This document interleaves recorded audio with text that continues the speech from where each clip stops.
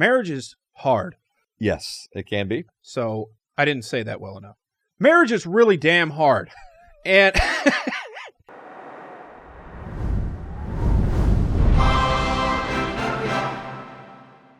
well, welcome back to the Way This Podcast. My name is Nate Robinson. Here is Pastor Dr. Joseph Tillman, Demon Jr. How are you today, sir?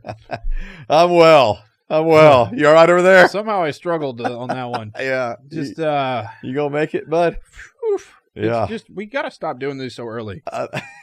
Nate and mornings just do not go together. It just doesn't work. No. I mean, and I'll even say I've only had one cup of coffee and I really should have had two before doing this. You're an addict. I am. But, I think I can take it or leave it when it comes to coffee. I just choose to take coffee every day. Okay. Yeah. Right. Says every addict ever. Yeah. We're all right, though. I can put it down whenever I want. Just not right now. The game's on. Right. Exactly. Hey, we're good. All right. So we're going to make it today. Weed's not addictive, though. Right. Just. All right. Well. Anyway. Yeah. So let's do this, man. More marriage. Well, we said last time we were going to try to get it done in two more, but that's not going to happen. Well, we'll see. Because Joseph is gay or whatever at the end of the other. I'm not. All right, go listen. Go to the end of the last episode. Yes, please. Okay. All right, read the ad again. All right. Before we get started today with our questions, we want to shout out our sponsor, the Discipleship Group. The Discipleship Group is a systematic training for Christians who want to go deeper and grow stronger in their relationship with God. In these courses, Dr. Jay Zen brings you over 4 decades of study, pastoring, and teaching to equip the saints to make disciples. The Discipleship Group is a series of 6 books, each book consisting of 26 weeks.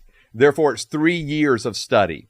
Each week has articles written by the author to read, a chapter from a supplemental book like The Passion for God or More Than a Carpenter, The Master Plan of Evangelism, and there's scripture readings each week from the Old Testament, New Testament, and the Psalms. I've used the Discipleship Group resources for over a decade. I've used them in groups of 2 to 3 people. I've used them in small groups up to 12 people. And I can tell you, as a pastor, as someone who spends a lot of time making disciples and meeting with others, that the Discipleship Group resources are the best that I have found for growing in our faith and for encouraging us to go and make disciples ourselves. Go to discipleshipgroup.com, check out their resources, find out information about Dr. J, and I'm telling you, you will not regret it. Wonderful job. Thank you, sir. I do appreciate it. This thing that the kids are doing. Right. For your ad read. That's it right there? Whatever. Okay. Patreon. Yeah, Patreon. Go there. Again, support us. And hey, maybe this time, maybe you've been giving like $1. Maybe you consider giving just a little bit more and just to support us in what we're doing. $1.50. That's right. Knock it up just a bit. Yeah. Or any at all. Right. That'd be great. Because we enjoy doing this, and it's easier to keep doing it with more money. I mean, you're not wrong. And we don't need like loads of money or anything. No, we don't need loads of money. Yeah, but money to, replace light bulbs and that kind of stuff. Yeah. Absolutely. Pastors and no. Just kidding. Yeah. But yeah, light bulbs. Yeah, they're expensive. Yeah. Hard drives. I think the light bulbs in some of the lights are like $35. Yeah. It's kind of Yeah. It's kind of crazy. It's a lot of money. It's a lot of money for a light bulb. But they've lasted a long time. That's true. So. Yeah. Yep. Website. Yeah, go to the website. Yeah, and you're not wearing the shirt. I know. You're fired again. And so, but we got this. We got a shirt. You gotta trust me. You want the shirt. We're recording this episode right after we recorded last episode. Right. So. Right. I know. We look the same. We do. And so, yeah, trust me. There's a shirt. You're gonna want to go get the shirt. Go get the shirt and from our website. Cool. Yeah. Social media. Yeah, social media. Go there, like, subscribe, comment, share, and do this for me. I said last time, go back and watch old episodes. This time, really share. Like, put it forward. Like, let people know about us. Get it out there to your friends. Send them your favorite episode. That would be awesome. So, because when you share it, more people hear Joseph say Jesus stuff. Yeah, and Jesus, which is good yes, for Jesus. Yes, sharing is caring, right? Right. Right. Marriage again. Yes, sir. I didn't change the thing. Oh well. It's still true, It's though. still true. More marriage again. Yep. Okay. Well, this question's going to have some gay stuff in it, but should the state be involved in marriage? Should the state be involved in marriage? Like, if the state is like, here's my thing. The state is not what is like establishing marriage between a man and a woman in the eyes of God. Put it that way. Okay. Like, in other words, I don't need the state approval. Right. To go, oh yeah, they're married. Right. So why are they involved? So, well, I think a lot of the reasons they're involved is for census purposes and for tax purposes and all that stuff. So why can't we all be individuals when it comes to the state? And then the church is the one that says, hey, we're putting you together. I mean, I would be okay with that. Okay. Completely. I don't understand. Yeah, no, I don't. Yeah, I'm good. Like, because there's a lot of countries, they're not involved in the whole marriage thing, you know? And individuals aren't like having to go to a courthouse and like, no. And so, you even, and I know there's a whole thing of like changing your last name and you get a new social security number and all that kind of stuff here, right? So why did but Christians there's a lot of put it into marriage? Because Christians ran this country. Why, or put it into the government, put marriage into the text of the law. Like, why did we do that? Actually, I don't understand. That's a great question. Okay. I don't know. I really don't. I don't know the origins of why that was established, other than, again, the biblical worldview which was so dominant as our country was started and progressing, was the fact that, okay, this is the biblical worldview is marriage, man and a woman. And so I understand, I guess, why it got in there because of that. But like, was it necessary? No. Okay. Yeah. Because this is why I ask. Because if you guys, the Christians that used to be in America, didn't put it into law, then there wouldn't have been a fight over what the definition of it was under the law. Sure. So much so that the gay marriage decision that the Supreme Court made was such a giant thing for you guys. Sure. And being pissed about it and all that. Yep. So it's your fault. Yeah. So in other words, if we never put it in there to begin with. Yeah. All right. And I love the way you're just completely projecting this on like me I know. and every other Christian and excluding yourself from this. Because you're like, because I had been there, no way. Right. I don't know. But yeah, I mean, it's. Because when it happened, I sat there and I was like, well, this is what happens. Just like they changed the definition of like immigrants. Yes. Like, yep. You wrote it into law and someone changed the definition, and now the law means the complete opposite thing of what you thought it meant, because you didn't define what you meant by it in the thing. Right. Or you put it in there in the first place. Right.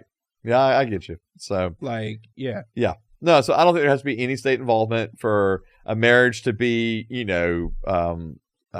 ordained by God or those kind of things, so, yeah. Anyway. Yeah. Yeah, so state, get out of our marriage issues. I agree. Yeah. It's down. Stupid. I'm down with that. Get them out. Cool. Yeah, man. We agree. We do agree. Look at that. Miracles still happen. Stuff like renewing your vows. Okay. What's that? Is that required? Do No. I need to do that in regular intervals while I'm married? No. According to Jesus? At all. No. Okay, why do people do it then? I mean, I think they do it for a couple of different reasons. One, I think there's you'll have it when people kind of hit these like milestones of like 25 years or 50 years or 60 years or whatever. And they do it at that point. Is it necessary? No. Is it required? No.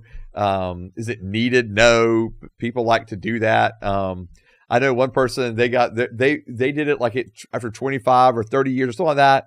And because the woman wanted to be able to wear, literally she wore the same wedding dress that she had worn when she got married. She wore it again at her, renewing. And that seemed to be the thing she was most excited about. So she fit into the wedding dress? Yes. Oh. And so cool, but all right. And so, okay. And so but then I think there are others she's still 400 pounds.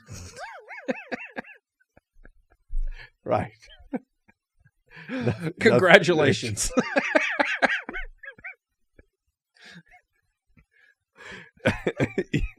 You lived long enough to see this point. So, all right. Oh, Lord. All right. We got to quit being mean. All right. We got to stop being mean. All right. And then I do think there's another reason people do it. And it's because, like, let's say that maybe they've gone through some hardships or some hard times, and they're renewing their vows to one another because of that. And so I get that. That might be a reason for why. But, I mean, again, is it required or necessary? No. Am I shaming anybody for doing it? Absolutely not. Like, it's every couple's decision if they want to do that or not. Okay, well, the nice way to put how I think about it is that I think it's kind of silly. Okay. That's very nice for you. Okay. To say it that way. It's just kind of unnecessary. Yeah.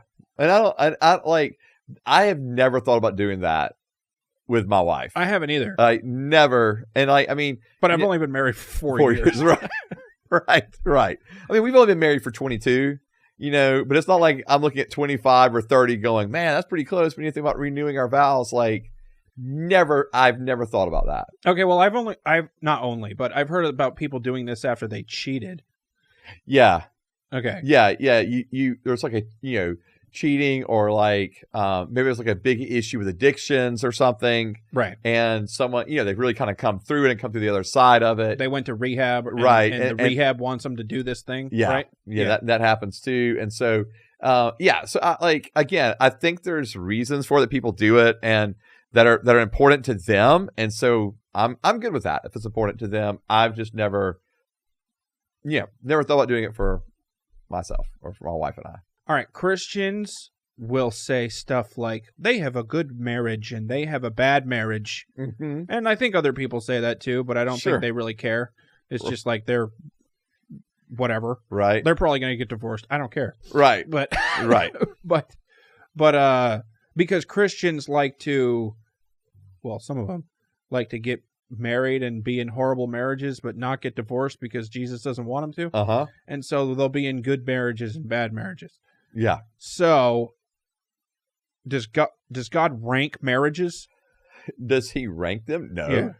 No, he doesn't. He's not there ranking marriages. I think all of us have, so good and bad is an interesting, choice of words to use to describe a marriage. Okay. I think probably a better way is is the marriage healthy, or is it moving into a healthier way? Is it unhealthy? Is it moving in an unhealthy direction? I think maybe those are better words that I like, but that may just be me. Okay. I don't know if there's really that much of a difference between them. But my point just being is because I mean, and the same kind of thing goes for if you're using the word healthy or unhealthy, like how are we defining those terms and what do we mean by that? Yeah. Okay. So what do Christians mean by you have a good marriage versus a bad marriage? Yeah. I think sometimes a good marriage will be, man, it's a Christian saying this, right? Yeah. Christians looking at another couple going, man, they have a good marriage. They have a great marriage. I think you see that when you're like, man, both of them really love Jesus and seem to be, best friends, and raising their kids well, to follow Jesus and be in church and those kind of things. And so I think that's kind of like what they mean. Okay. Largely by they have a good marriage or they have a great marriage or whatever. Bad marriage, man, they've got a bad marriage. So basically how Christian both people are. Yeah. And probably I think how Christian they are and how they are relating one to the other. Right? Are they looked at as individuals that are like true partners together in this, and they get along, right? Okay. And I think that's kind of what they, when Christians, their bad marriage is maybe two things. You got one that's a Christian, one that's not a Christian. It can be a quote unquote bad marriage, or you got two they're both Christian, but man, they just really don't get along. Okay. And so therefore that's a bad marriage. And those kind of things to me are so interesting because people can go through kind of seasons and waves of those things, right? Like where you're just not communicating well for a while. And so, yeah, you're not getting along, but it doesn't mean that has to stay that way forever, or it was that way forever. And so I think that's why I like to use the idea of healthy or moving toward being a healthy marriage or moving toward being an unhealthy or, marriage. It's because if I'm moving toward being a healthy marriage, we might be having struggles with, getting along, but are we actually trying to walk through it? Right. Okay. Are we trying to communicate behind closed doors when no one's listening and watching and seeing us? Are we going to marriage counseling? Are we really trying to figure this stuff out? Or moving toward an unhealthy marriage, you're isolating, you're distancing yourself, you're not communicating, we're doing things apart from each other. And we're just not even trying to do anything to resolve this. That's moving toward like an unhealthy marriage in my eyes. Okay. And so I think maybe that's what people mean by that. Okay. But just so how Christian are you and how good are you at being with the other person? Yeah, I think so. Okay. All right, Joseph. Yes, sir. Marriage is hard. Yes, it can be. So I didn't say that well enough. Marriage is really damn hard. And and God wants me to do this thing and says, do this and then be fruitful and multiply. But it's a shitstorm up in here and I can't handle it anymore. You know what I'm saying? It's just crazy. Got kids running around and a wife that's just like, you know what I'm saying? No, I don't. Like, damn, man. Anyway, why does God want me to... Like, geez. Okay. Can I just have some peace and quiet? You know what I'm saying? Yeah. The only time I get some privacy is when I take a shit in the bathroom and doing my mobile games and stuff. It's crazy. Crossword puzzles.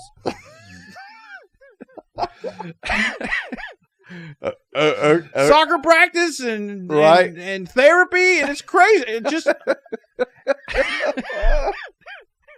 okay. Anyway, was that good? Yeah, that was good. So why is it worth it? Is that what you're saying? Yeah. Yeah. Why would God put If I was single, I could just be out there, sowing seed instead of tied down to one of them. You know what I'm saying? To one of them. Just same thing over and over. Right. Missionary every time. You know what I'm saying? Marriage sucks. So... man. Yeah. Wow. This is why Frank blew his brains out. This is I shouldn't laugh at that at all. Okay. Anyway. All right. What do you got for me? Boy, that's a lot to unpack right there. Holy cow. All right. I'm just going to go back to the basic premise of why is marriage so difficult. Okay. That's what you asked. Yeah. And then you put a whole lot of descriptives in there to explain what this looks like. I would like you to respond to that mindset, please. All right. Well, wow. Okay. Man, you're not wrong. Like, marriage is hard. Thank you. But I'm not saying that you're right in all of the things that you brought up. Okay. But just in the general premise, marriage is difficult, okay? Mm-hmm. Or can be difficult, has seasons of being difficult. Yeah. And I think the level or the degree of that difficulty changes. Okay. Of how difficult it feels or how great it is, or I think the degrees of that change throughout the course of time. Again, my wife and I have been married for 22 years, so it's not like a really long period of time, but it's not a short time either. And it's kind of wild to me. We've ran into, especially younger people that we've talked to, and like they have never met anyone that's been married for 22 years. Like that just blows their mind that we've been married that long. Okay. And so for some, it seems like a long time. For others, it's like, man, 22 years, y'all are just getting started, Right. Because, my wife and I over here, we've been married for 60 years or whatever it may be.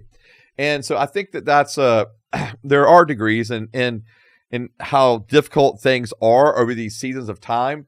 And I think at the root of it, okay, is sin.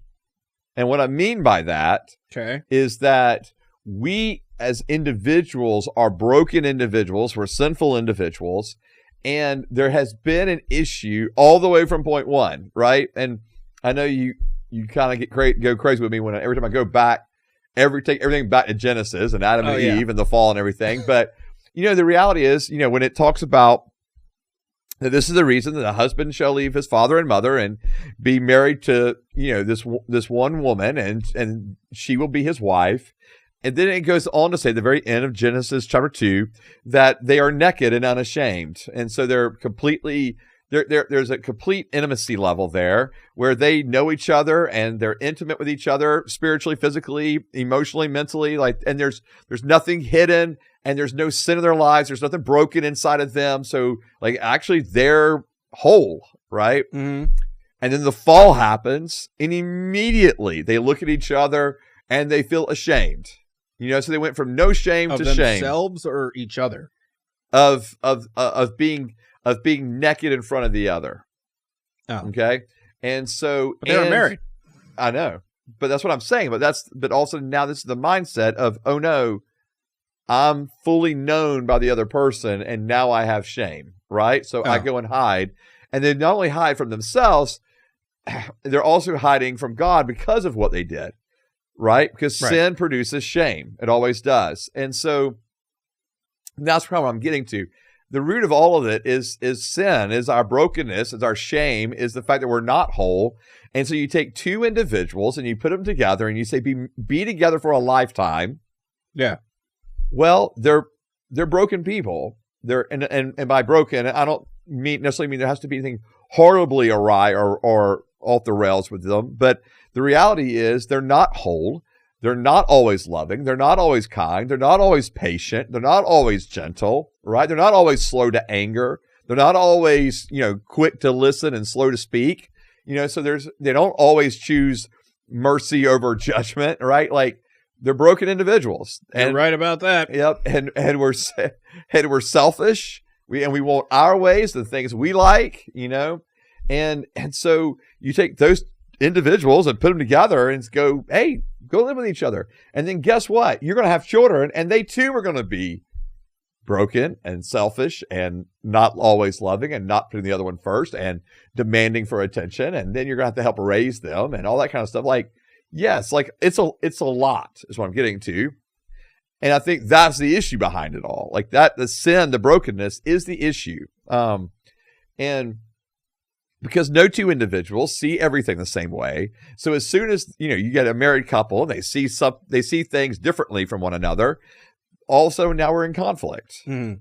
And then generally speaking, most people are terrible at handling conflict. So we don't handle conflict well. We don't say this is what I think and this is what I want and this is how I feel. And we don't say those things very well. And then if another one tries to say it to us, then we get defensive and all that kind of stuff. And so even if we say it, we don't receive it well. And so it's just, you put all that together and that's really difficult. And so the question is, then why in the world would God say, yeah, all right, you two get together? Yeah. Forever. And deal with each other's crap the whole time. Right. And then you've heard me say this phrase before, right? And I didn't create this phrase by any means. It's a pretty popular phrase out there that marriage is not for our happiness, it's for our holiness. Okay. And so in Ephesians 5, Paul writes about marriage and goes on and on and on about marriage. And he goes, and then at the end of it, he says, and this mystery is great, referring to man and woman being together and being one flesh and being, husband and wife together. And he says, but I'm speaking with reference to Christ and the church. And his point being is, I'm creating this picture of Christ and his church. Okay? Yep. And so marriage then is this way in which we are actually supposed to be representing Christ and his church. And he goes on to say, all right, so husbands, be like Jesus. Okay? Okay. And this is the hard part, because then he's telling the husbands, you've got to go be like Christ. So he goes on to say, I am the Son of God. Yeah, well, this is what the Son of God did, right? So what he goes on to say, verse 25. Was that not like Christ? No. So husbands, love your wives, just as Christ also loved the church and gave himself up for her. And that's the first thing. It's like, okay, so go die to yourself, right? You're choosing her over yourself, husband. Okay? What does die to yourself mean? That means to deny yourself, deny your flesh, put the other one before yourself. Okay. Put the other one's best interest above your own, right? Okay. And so now I've got to become selfless. And then he goes, so that's a weird way to put that. Yeah. Die to yourself?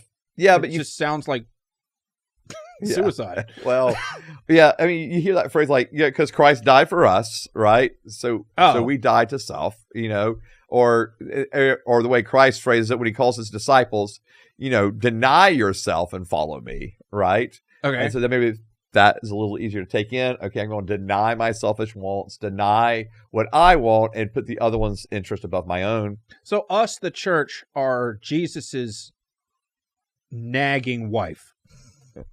Yeah, we're constantly asking for stuff.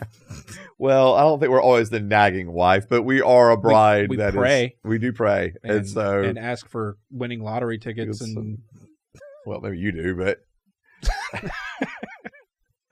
but yeah, I mean, yeah. So sure, we are individuals that are relating to Christ in this way. Okay, but he goes on to say, all right, and he says, so that Christ gave himself up for her, so that he might sanctify her, having cleansed her by the washing of water with the word. And so, in other words, what we're doing we are choosing to love our wives as Christ himself loves the church.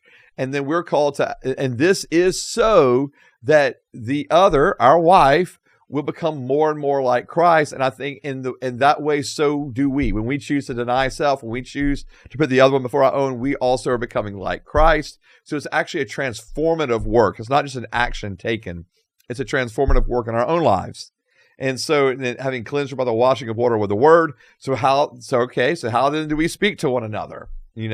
What is our words like to one another? Are they, to use another, scriptural phrase, is it seasoned with salt? Is it life-giving, or is it something else? And that he might present to himself the church in all her glory, having no spot or wrinkle or any such thing, but that she would be holy and blameless. And then he goes on to say, so husbands ought also to love their own wives as their own bodies. For he who loves his own wife loves himself. For no one ever hated his own flesh, but nourishes it and cherishes it, just as Christ also does the church.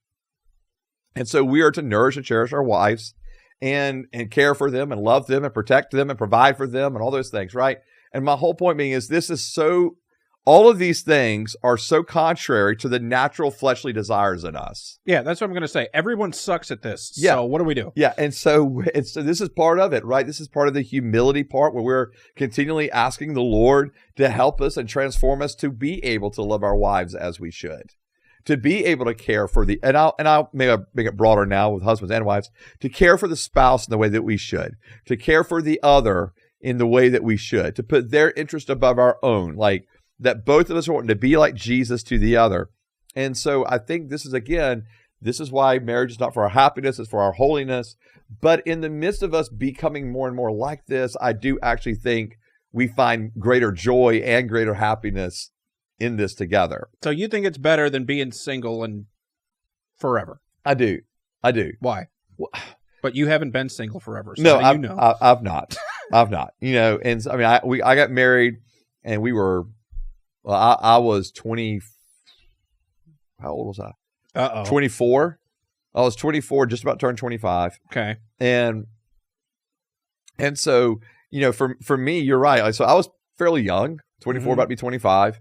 But man, I will say this, and maybe this is cheesy or whatever. Like, I genuinely love coming home. I can't wait to get home. Okay.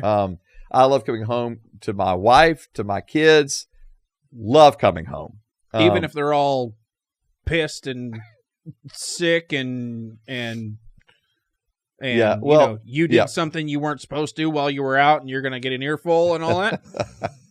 Yeah, I guess I haven't had the whole getting an earful in a while. But you know, I'm doing all right with that, I guess. So, but I know, and I do remember a time where I was just like working like crazy, and I will say that, like, so coming home to like a house where I knew I had like young kids that were going to immediately want my attention, right? And immediately I had to start caring and that kind of stuff. Mm-hmm. Like there's a grocery store on the way home from work to the house, and it was just right outside of our neighborhood. And I would actually pull into the parking lot and just like stop, chill there for like 5 to 10 minutes to just breathe and just be like, okay, just eat a burger.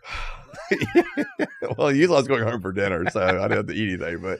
But I would just like just breathe, just have a moment, and then go home. Because I mean, I did know what I was going into, right? Open the glove box where the gun is and look at it for a couple seconds. No, and then close it back up. No, never did that. But I mean, I knew like, and you know, like I remember my oldest. I mean, as soon as I got home, man, he was wanting my full attention, right? And wanted to run around, be active, you know. So I remember just making circles, running around the kitchen while, you know, in the house while, you know, my wife's making dinner, or we're going outside and playing baseball or throwing the football. Like, it was just like he was just go, constant and wanted all my attention. And then you add kids, you know, then we had the other kids come along, and now all of a sudden you got more and more kids, and, you know, it's like walking through the door and like, here's a baby. Can you hold the baby? You know, because I've been holding the baby all day. So now it's your turn. And so, I mean, and those are I'm not going to lie, like those are like that. Whose baby is this? Another one? Why do you have this? What? We agreed, no more. So, you know, but I think that those, that's what I'm saying. Like that was a more challenging season for me than the present season we're in terms of like coming home and what it was going to require of me, you know?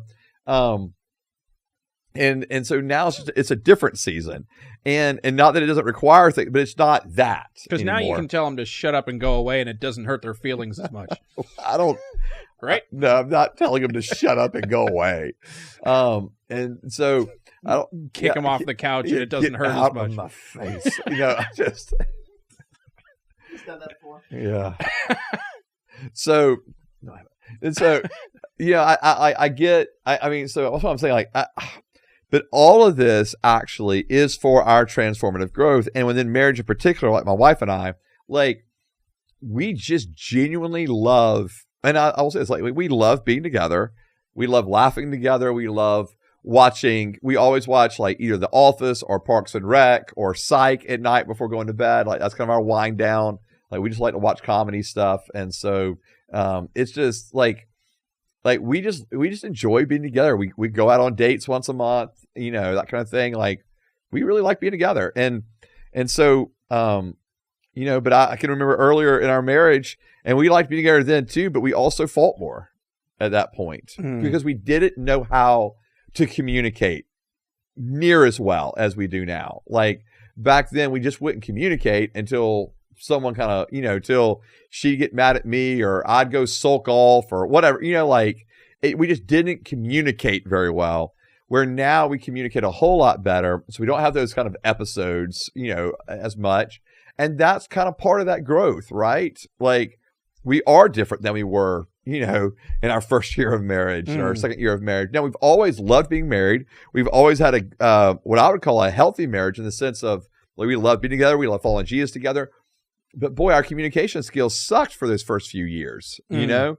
And whereas like now, 20 years later, it's like, oh, okay, yeah, we know how to handle that situation.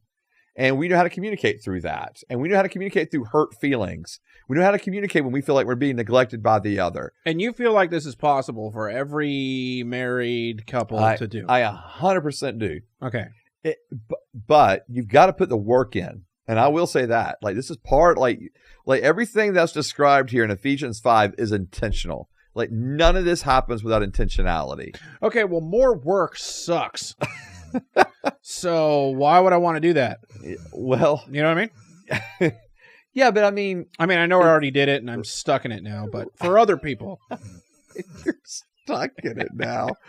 your poor wife. All right. So, anyways, all right. Yeah. I just, wow. Yeah. I feel like, but I don't know. For me, Nate, like, it's the benefit for me. This is Joseph just talking. Okay. The benefit for me personally of being married, having children, all that stuff, so far outweighs singlehood, like being single.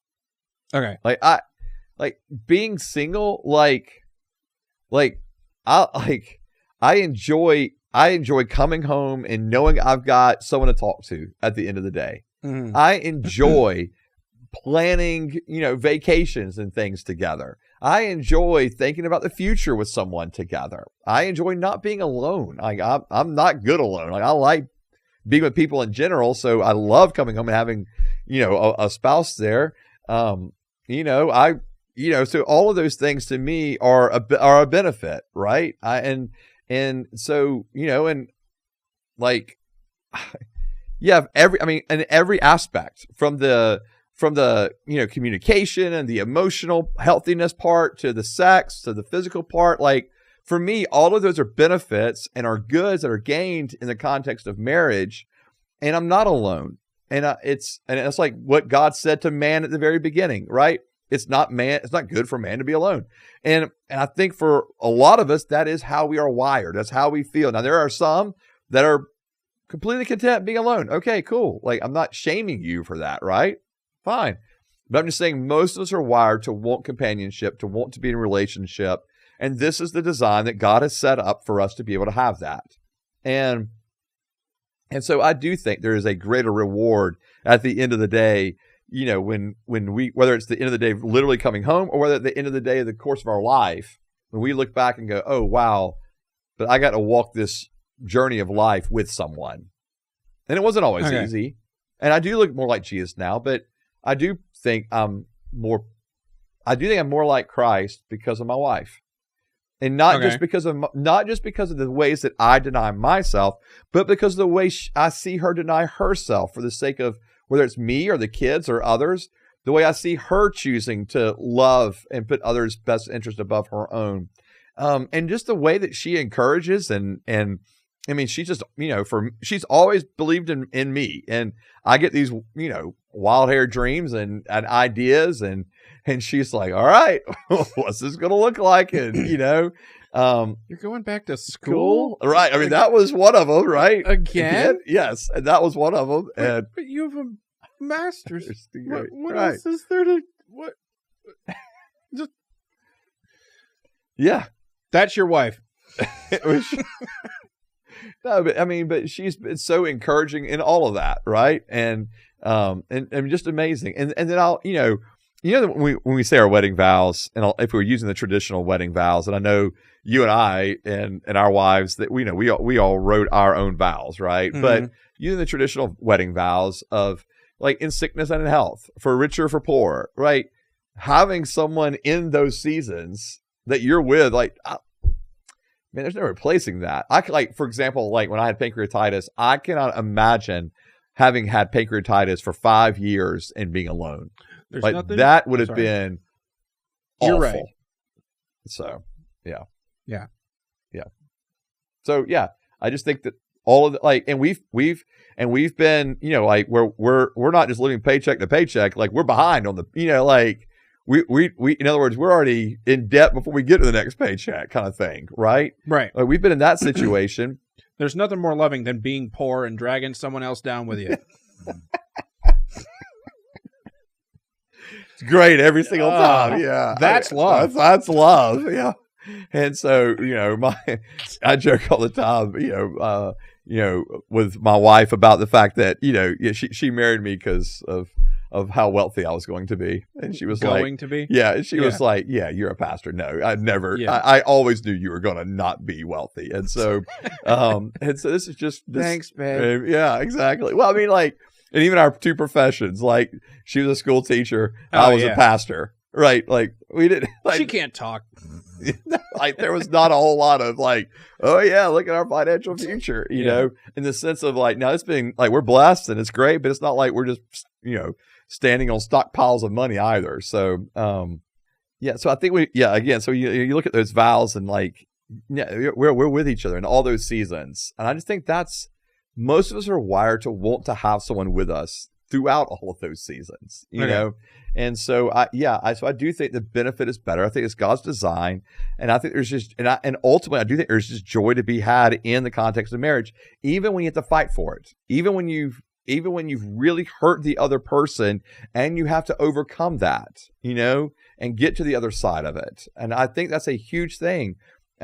Experiencing mercy, and Lord knows I've experienced mercy and grace from my wife in ways that still to this day just kind of leave me dumbfounded, because she just went to me over and above with giving mercy, over and above giving grace. And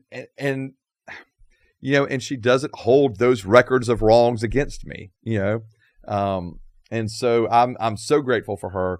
And yes, I'm not sitting up here saying like our marriage is perfect and ideal. I'm not saying that, but I'm saying it is healthy. And I'm saying it's healthier now than it was 20 years ago as well, right? Mm. Largely because we've become less selfish and we've learned how to communicate more, right? And all of those things I think are attributed to us being transformed more and more into the likeness of Jesus. So, okay. Yeah. So, yeah. So I get where you're coming from at the very beginning. And I also think that as we have two individuals that are following Jesus and really wanting to be together and work through these things, that it really can be, marriage can be an absolute gift in the land of the living, if you were. So, okay. Yeah. Well, I like being married too. All right. Because I think I was good at being single for like 95% of the day. And then just blew it right before I went to sleep. Just crashed out every time. Every day. Yeah. Yeah. Yeah. That's when it would all kick in. Yeah. All the depression and the alcohol and the porn. All just collide. All at once. Yeah. Like, just here we go. Crash and burn. Wake up and, yeah, anyway. Yeah. No. Cool. Next question. Marriage is fun. Okay. Can marriage end? Can marriage end? Yes. I mean, marriages do end. I mean, through death or through divorce. Is that what you're talking about? Yep. Okay. Which one? Either one? I asked. Okay, so can marriage is a marriage really ever over once you get married? Oh, even okay. if you get remarried, or even if you get can a marriage end?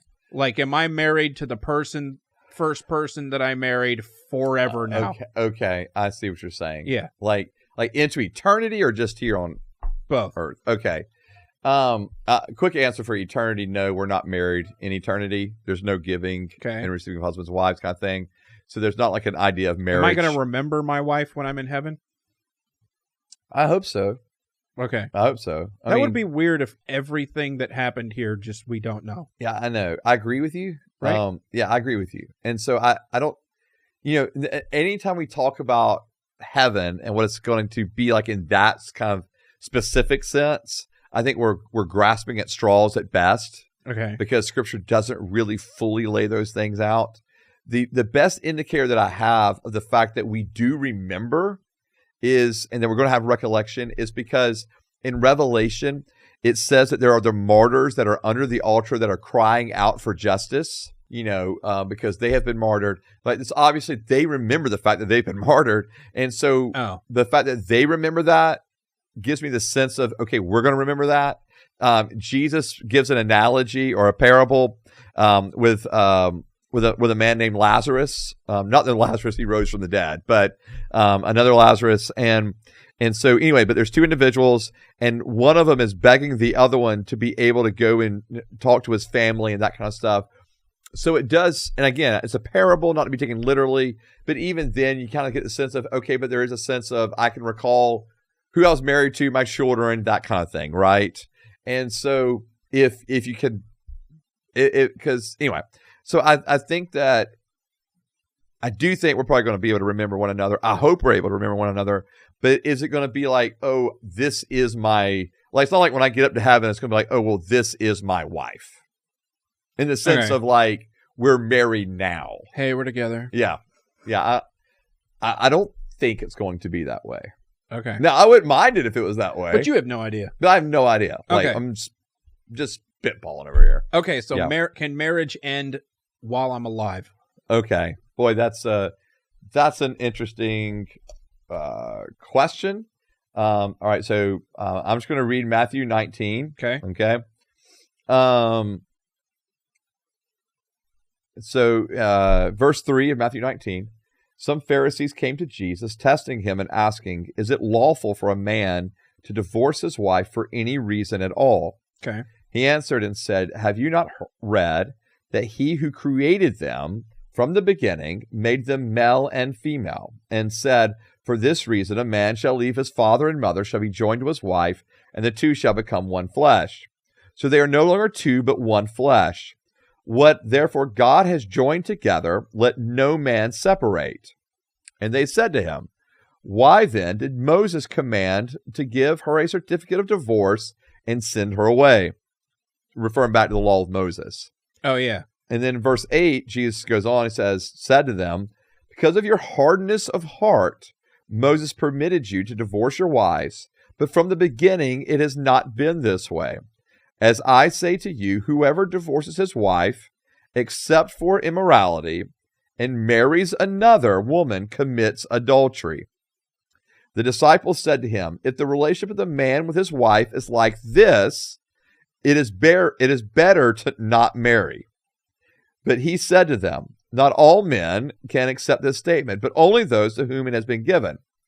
For there are eunuchs who were born that way from their mother's womb, and there are eunuchs who were made eunuchs by men. There are also eunuchs who made themselves eunuchs for the sake of the kingdom of heaven.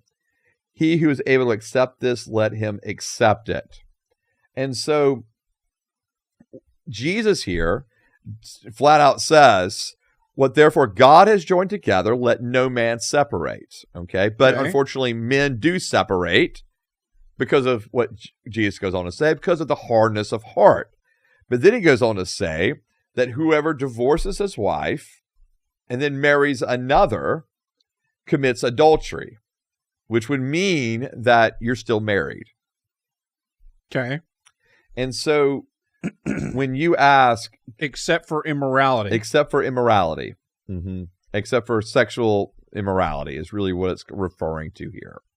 How do we know it's referring to sexual immorality?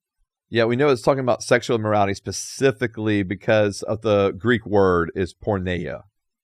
And so it's specifically talking about illicit sexual intercourse. Okay. Yeah. So it's okay to get a divorce if people do sex stuff with other people. With other people. Yeah. Okay. Yeah. And so then again, I know we're not talking about this right now. And that means that God, Mm-hmm. if I chose to get a divorce, then if I got remarried after sexual immorality, that I am not committing adultery. Yes, if the individual, yes, if your spouse committed sexual immorality, Okay. you divorced that spouse, and then you got remarried. If they commit adultery, then I'm Right. allowed to get remarried without committing adultery. That's correct. Okay. That's correct. And so that's the way it reads here, right? So, Okay. yes. And so So that would mean, okay, so is the marriage over when I say it's over, or is the marriage over when the adultery happens? the marriage is over when you say it's over. In Okay. other words, God is permitting this God is permitting me to in the marriage. to officially end my marriage if Because there is of the adultery. or adultery. Yeah. Okay. Correct. And so that is when a marriage would be seen as ending in the eyes of God. Okay. Now, because there are plenty of individuals who, commit adultery and their spouse forgives them, they're reconciled, they work together through it. Yeah. And so obviously the marriage doesn't end at that juncture. It ends when one of the parties or when the party who was cheated on just says, I can't do this. Right. So Okay. because the issue with the sexual morality is now you've broken covenant with that person. God that was the covenant with God. that was through God. Correct. Okay. Yes. Okay. Yes, sir. And then the other option is they die or I die. Then it's over? Correct. Then it's over. Okay. Yeah, absolutely. Covenant yes. broken through God.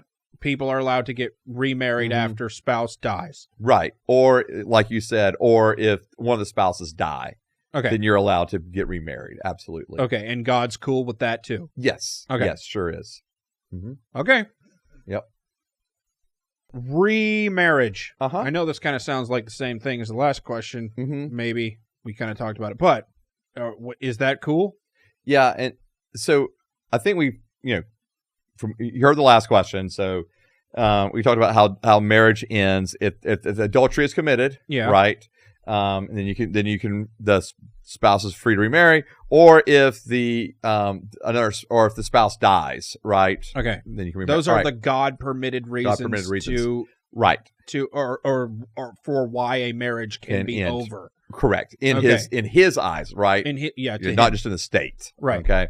And so but I do want to speak to the individuals who've gotten divorced and there was no remarriage, there was no adultery involved. Okay. Okay.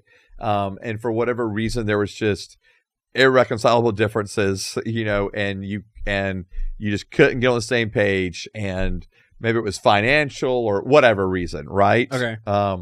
And so there was a divorce there, and now you have remarried, and now you've heard me say all this, and now you feel guilty. Okay. And so now you're thinking about getting divorced again. Yeah. So, right. So divorce is not the answer, right? And then you cheat on them, right? And then it makes it worse, right? So we don't commit wrongs to make a right, right? And so there's still forgiveness, okay?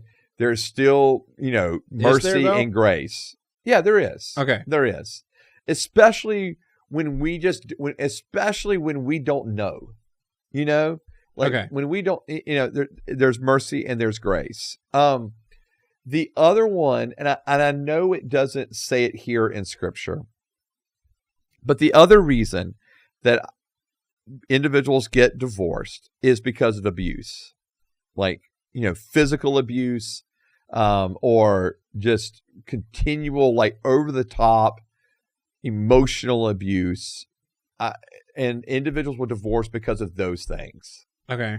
And I'm the first to say that a spouse is never meant to stay in a relationship where they're a punching bag. Okay. Right. And so, but this is what Christians do, though, is they won't get divorced, but they'll just not talk to each other ever again. Right. And then hopefully, if you wait long enough, you're justified because they cheated. One of them cheats. Yeah. Yeah. Or dies. Yeah. And that's what we would call it, that unhealthy marriage, right? Okay. We talked about earlier. And that saddens me, because I would hope there would be something in those couples that would go, you know what? We've got to, we're married. We're not getting along. We don't even feel like we're in love with each other anymore. Right. But how can our marriage move to becoming healthy? Right. Or we both could just go cheat, and then God will end it because we cheated. That's a terrible way. Let me go sin. So, I mean, right? No, it is, because it's, and I understand what you're saying, but it's the whole idea. Let's don't do wrongs to get a right here. And so, I just feel like that I would hope that you would fight for your marriage. That's what I would hope for. But more than anything, I guess if you're listening to the podcast, and maybe you're the individual who committed the adultery, right?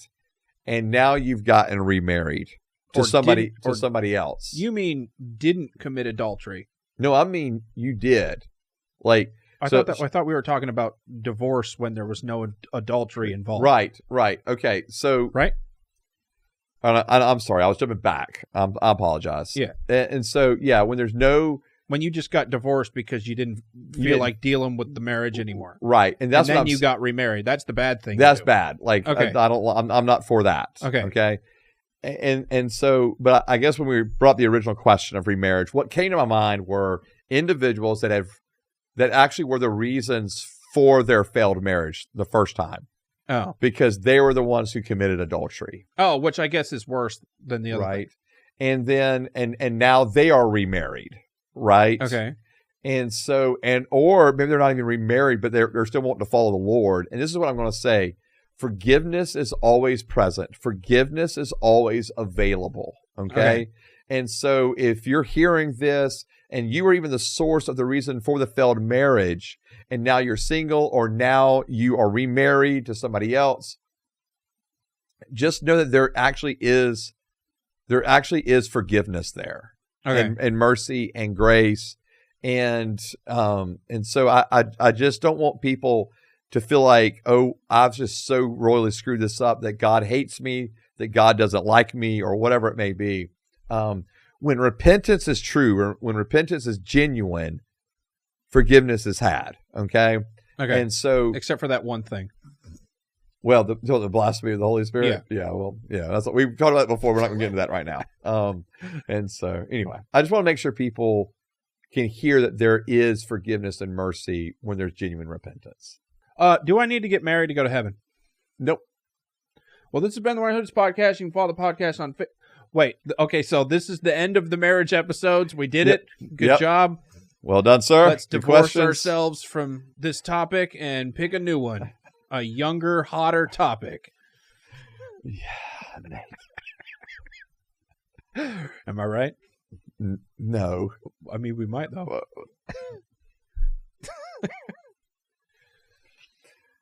Anyways. All right, cool. I'm about to end the episode if you don't. Well, this has been the When I Heard This podcast. You can follow the podcast on Facebook and Instagram at When I Heard This podcast, and X and locals at When I Heard This. Ring the notification bell. Tell everyone that you know about the show, and go to the website where there's t-shirts. You can follow me on Facebook and Instagram at Nate Robinson. You can follow Joseph on Instagram at Rev Joe T. This has been the When I Heard This podcast, and we'll see you guys next time. Bye.